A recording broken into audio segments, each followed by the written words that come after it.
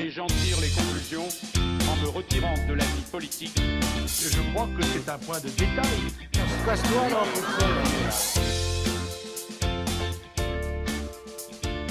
Salut à tous. En politique, le débat n'est pas toujours courtois et il arrive que l'on manie l'injure, l'invective ou l'insulte. Certaines n'ont pas besoin d'être expliquées. Je vais te faire courir, moi, tu vas voir le rouquin là-bas. Hein? Dédé! Mais d'autres injures sont spécifiques au monde politique. Et aujourd'hui, on va parler de l'une d'entre elles, l'islamo-gauchisme. En raison du contexte actuel, l'insulte revient à la mode et elle demande quelques explications. D'ailleurs, il s'agit même d'une double insulte, gauchiste étant un terme inventé par Lénine pour désigner tous ceux qui sont plus radicaux que lui, et y accoler un terme religieux est d'autant plus insultant que longtemps la gauche socialiste a été athée et anti-religieuse. Du coup, l'islamo-gauchisme, c'est à la fois une radicalité inutile et une dégénérescence intellectuelle. Autant dire que c'est un terme qui fait pas plaisir. Mais de fait, cette insulte recouvre une réalité, une pratique politique liée à l'émergence d'une nouvelle religion dans l'espace public en Europe, et cette réalité, je vous propose d'essayer de la cerner. Si le mot islamo-gauchiste est né en France, je vous propose de d'abord faire un détour par l'Angleterre, car c'est dans ce pays que des militants d'extrême gauche ont théorisé puis mis en pratique les rapprochements avec l'islam politique. Ils peuvent donc nous servir d'étalon pour voir ensuite ce qui se fait en France. Les premiers, et les seuls à ma connaissance à avoir théorisé l'action commune entre l'extrême gauche et l'islam politique, ce sont les Anglais du Socialist Worker Party, un petit parti trotskiste qui est l'équivalent du NPA en France. En 1994, Chris Harman, l'un des leaders du parti, écrit un texte intitulé « Le prophète et le prolétariat » dans lequel il propose à son parti une nouvelle orientation vis-à-vis de l'islamisme. Alors l'islamisme, pour le définir très vite, c'est une idéologie née dans les années 30 en Égypte alors sous domination anglaise, au sein d'une confrérie appelée les Frères musulmans. Les islamistes considèrent que l'islam n'est pas une religion que l'on peut vivre en individuel, dans n'importe quelle société, puisque nombre de prescriptions divines ne concernent pas l'individu, mais les rapports sociaux. Le croyant, pour vraiment vivre selon la volonté de Dieu, doit donc vivre dans une société musulmane, c'est-à-dire régie par la charia. De plus, il considère souvent que les seuls vrais musulmans sont ceux des premiers siècles, voire même uniquement la première génération qui a côtoyé le prophète, dont il faudrait alors reproduire le mode de vie. C'est donc une forme de réaction, de refus radical des valeurs occidentales alors dominantes politiquement et culturellement dans les pays musulmans. Par exemple, il y a un refus de la mixité et souvent de la démocratie, qui sont vus comme des valeurs occidentales. Également, il faut noter qu'islamiste ne veut pas forcément dire djihadiste, mais il s'agit quand même de l'équivalent des catho-intégristes en Europe, et il s'agit clairement d'une mouvance d'extrême droite. Pour en revenir à Harman, voici ce qu'il dit dans son texte « Le prophète et le prolétariat ». Jusqu'aux années 90, il y a deux façons d'aborder l'islamisme à gauche. Il y a d'abord ceux qui y voient une lutte anti-occidentale. Ceux-là, au nom de la lutte contre le capitalisme et l'impérialisme occidental, ont soutenu l'islamisme. Par exemple, en France, dans les années 70, des intellectuels de gauche, et pas des moindres, comme Sartre ou Foucault, ont soutenu la révolution iranienne qui a renversé le Shah, alors allié des États-Unis. Ils ont créé des comités de soutien et sont notamment allés rendre visite à Khomeini lors de son exil dans notre pays, et ça ne posait alors de problème à personne que celui-ci ne parle pas aux femmes.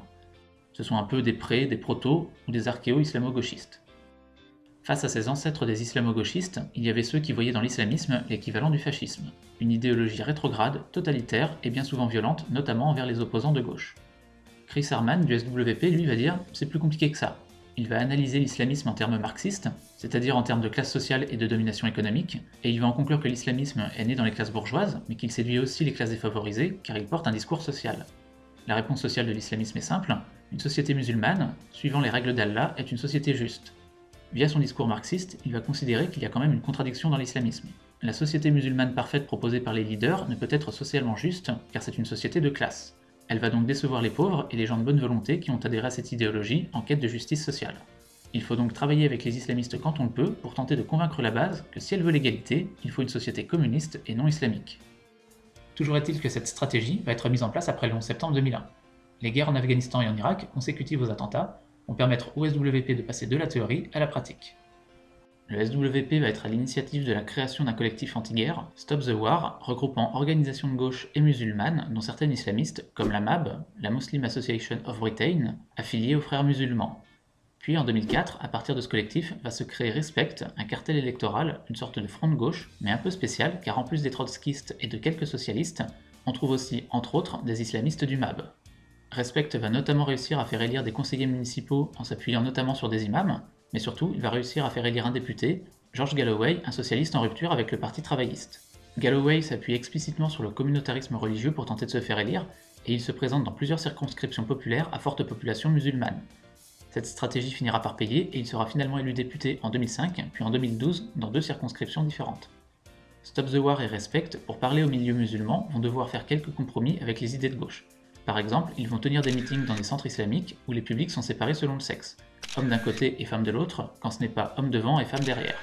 Le tout avec une relative hypocrisie, puisque lors d'un meeting, un militant proche du SWP expliquera que les femmes sont derrière car les sièges y sont plus confortables. Ces compromis ne seront pas sans conséquences, et en 2007, Respect scissionne. Le SWP dénonce alors la chasse aux trotskistes qui y a cours, quand les anti-SWP, eux, accusent les trotskistes de trop tenir le parti.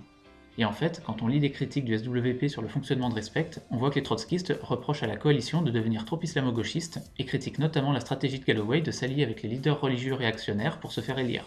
Il faut dire que Galloway dérive de l'islamo-gauchisme, stratégie militante, au communautarisme, stratégie électorale et gestionnaire, consistant à ne plus considérer les citoyens comme des individus, mais comme des moutons gérés par des leaders communautaires, qu'ils soient ethniques ou religieux. Également, le SWP regrette certains compromis, comme le non-soutien à la Gay Pride de Londres. Il est vrai que les luttes des minorités sexuelles ne sont pas très populaires chez les populations musulmanes. Après, cette dérive communautariste, c'est aussi une conséquence de la société multiculturelle anglaise, puisque le Parti travailliste, l'équivalent anglais du Parti socialiste, a lui aussi été pointé pour tolérer des compromis avec un islam parfois réactionnaire. C'est le cas notamment de Jeremy Corbyn, qui a d'ailleurs été membre de Respect, et qui a lui-même tenu des meetings séparés.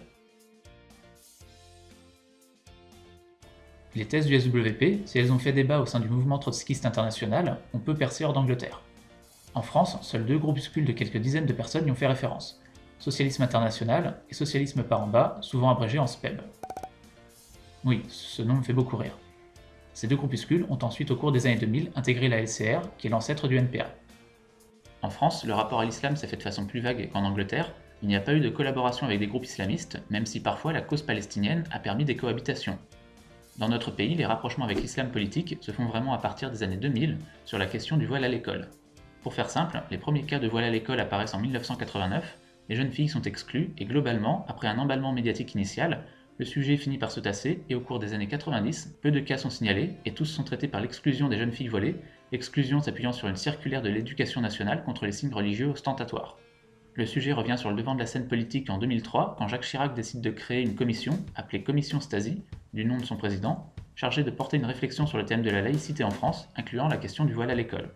La commission, après de nombreuses auditions, propose plusieurs mesures, comme par exemple la création de 2 nouveaux jours fériés et l'instauration de menus de substitution dans les cantines.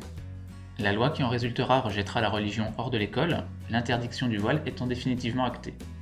Mais le débat ressurgit vite avec la question des mères accompagnatrices qui portent le voile. Globalement, avant le quinquennat Hollande, ces mamans sont interdites de sortie scolaire. En réponse, au cours des années 2000-2010, des collectifs musulmans pour le voile à l'école et sur le thème des mères voilées vont se créer. On peut citer les collectifs Une école pour toutes ou Maman toutes égales, ou encore le collectif féministe pour l'égalité. Au début des années 2000, l'extrême gauche va prendre 3 positions différentes sur la question de la visibilité de l'islam à l'école. Il y a d'abord la position laïcarde, qui est la position typiquement de lutte ouvrière, qui rejette la religion. Il y a ensuite la position ni voile ni loi, position que personnellement j'appelle gauchiste, puisque irréaliste dans les faits, et qui est surtout le fait de groupuscules. Et il y a enfin la position pro-voile, qui est, elle, la position typiquement de la LCR. Il faut dire qu'à partir du début des années 2010, l'islam va être perçu comme une religion victime de racisme qu'il faut donc défendre. La position pro-voile va alors devenir évidente quand les 2 autres options vont devenir ringardes. La position de lutte ouvrière, laïcarde, va même devenir réactionnaire aux yeux d'une grande partie de l'extrême gauche. Et puis, progressivement, une partie de l'extrême gauche va commencer à travailler avec ses collectifs musulmans, mais aussi avec des organisations religieuses comme Présence et Spiritualité musulmane, ou le collectif contre l'islamophobie en France. Et c'est ainsi que l'on va voir apparaître des aberrations idéologiques comme la collaboration avec des islamistes. Car depuis le début, je vous parle de collectifs musulmans, mais il faut regarder de plus près qui compose ces collectifs et ce qu'ils sont réellement. Ainsi, une militante en particulier, Isman Chouder, multiplie les casquettes. Coprésidente du collectif féministe pour l'égalité, membre du collectif Une école pour toutes, membre fondatrice du collectif Maman toutes égales. Il se trouve qu'Isman Chouder est membre de Participation et Spiritualité musulmane, l'antenne française d'un mouvement islamiste marocain, Justice et Bienveillance. Au niveau islamiste, Participation et Spiritualité musulmane est relativement soft. Sur l'échelle d'intégrisme religieux, on peut considérer qu'ils sont au niveau de Christine Boutin. D'ailleurs, tout comme Christine Boutin, PSM est opposé au mariage gay. Quant au collectif contre l'islamophobie en France, il s'agit d'une structure réputée proche des frères musulmans, créée par un ancien prédicateur intégriste, Sami Deba.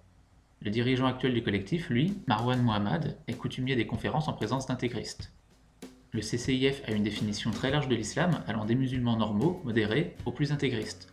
Ainsi, ils considèrent comme islamophobe l'expulsion d'imams intégristes ou la fermeture de mosquées radicales. Clairement, le CCIF défend systématiquement les pratiques les plus intégristes et les interprétations les plus radicales sous couvert de lutte contre l'islamophobie. On peut considérer que c'est une structure qui a un objectif politique inavoué, car défendre des intégristes, c'est les légitimer et favoriser la diffusion de leur discours. Bref, au milieu des années 2010, une grande partie de l'extrême gauche travaille ponctuellement avec des collectifs musulmans, voire avec des islamistes, mais les choses vont vraiment s'accélérer à partir de janvier 2015 et des attentats contre Charlie Hebdo. Ces attentats sont à la fois un révélateur et un accélérateur, et c'est à mon avis à partir de ce moment-là qu'on peut réellement parler d'islamo-gauchisme à la française. Après ces attentats, on a vu des réactions aberrantes à l'extrême gauche. Une semaine après les tueries, il y a eu une manifestation au cours de laquelle se sont mêlés gauchisme et islam politique, et au cours de laquelle tout était mélangé. Dénonciation de l'islamophobie, cause palestinienne, racisme. C'est une manifestation où on a entendu des Allahu Akbar, et où on avait l'impression que la première victime des attentats, c'était l'islam.